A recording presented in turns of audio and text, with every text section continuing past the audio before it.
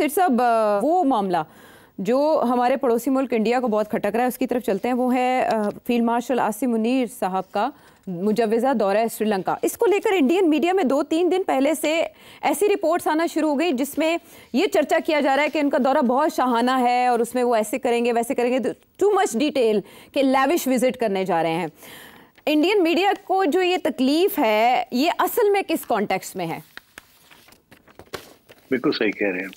मैं पढ़ रहा था इंडियन मीडिया को तकलीफ हो रही है कि वो हेलीकॉप्टर के अंदर इधर जाएंगे, फिर हेलीकॉप्टर के अंदर इधर जाएंगे, हाँ। फिर वो बड़े 5 स्टार होटल में वहां ठहरे हुए हैं और and so on and so fourth. अरे यार, खुदा का खौफ करें।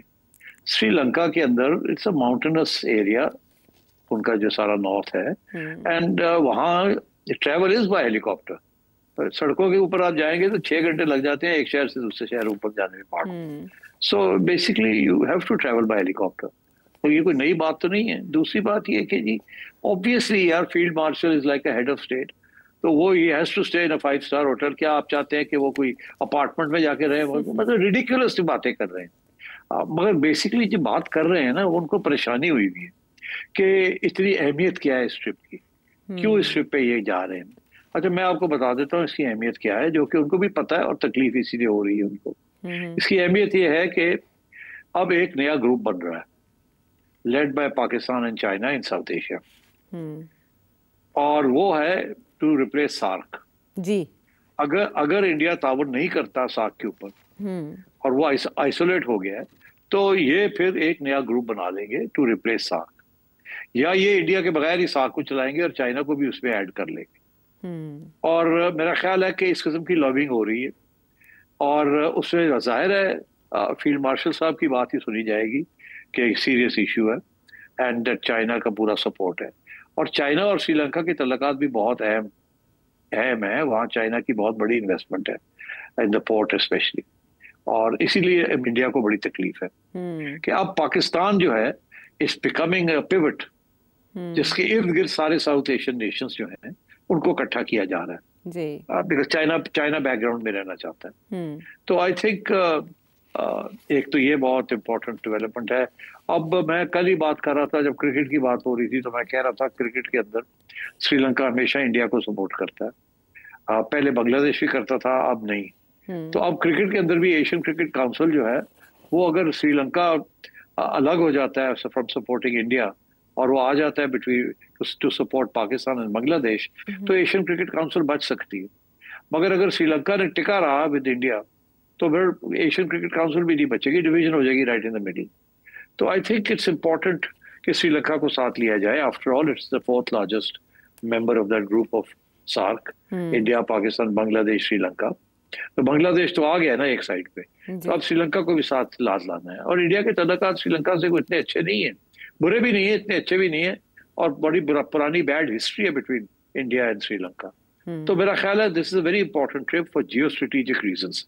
चाइना का जो रोड एंड बेल्ट इनिशिएटिव है ना, वो Sri Lanka is part of that, और इसीलिए चाइना ने बहुत बड़ी इन्वेस्टमेंट्स कर रहे हैं श्रीलंकन पोर्ट्स, और उनको नेवल फैसिलिटीज भी मिल रही हैं वहाँ, जैसे हमें ग्वादर में हम चाइना को दे रहे हैं। सो आई थिंक नेचुरल सी एक अलायंस या कोalition बन रही है between China, Pakistan, Bangladesh, Sri Lanka. So I think India इसीलिए परेशान है, and I think Field Marshal साहब is the right man to go and say कि जी we need to do this, और उनकी बात भी सुनी जाएगी।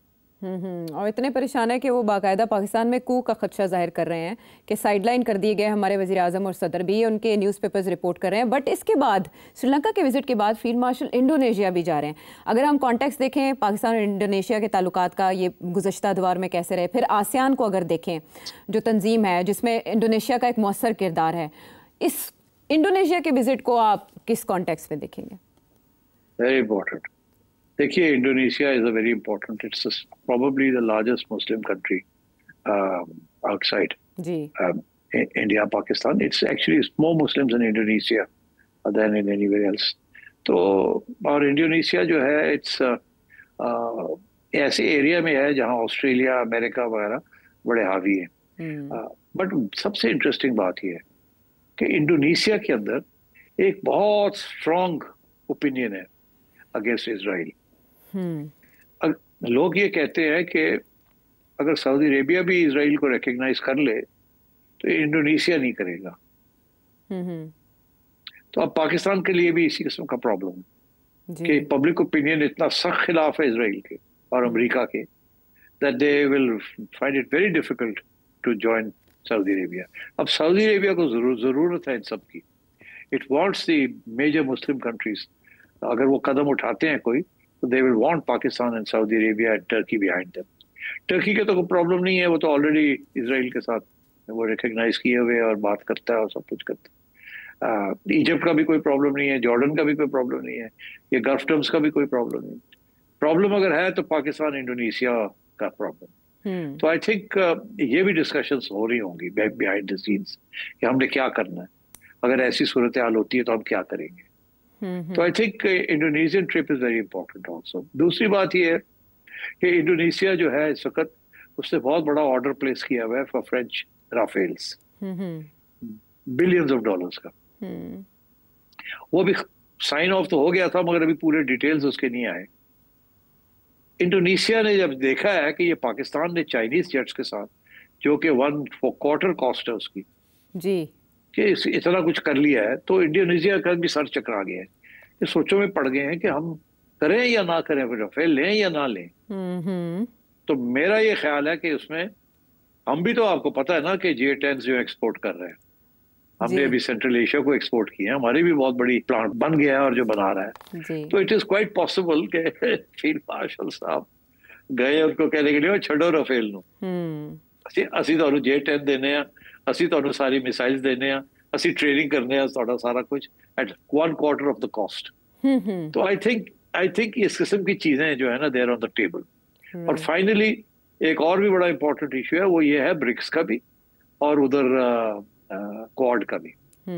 इंडोनेशिया जो है उसको भी ये चाहेंगे ब्रिक्स के अंदर आए, इंडोनेशिया आना भी चाहता है ब्रिक्स के अंदर। तो आई थिंक इस किस्म के एजेंडे आइटम्स हैं, all very important to do with the new world order जो बनने जा रहा है।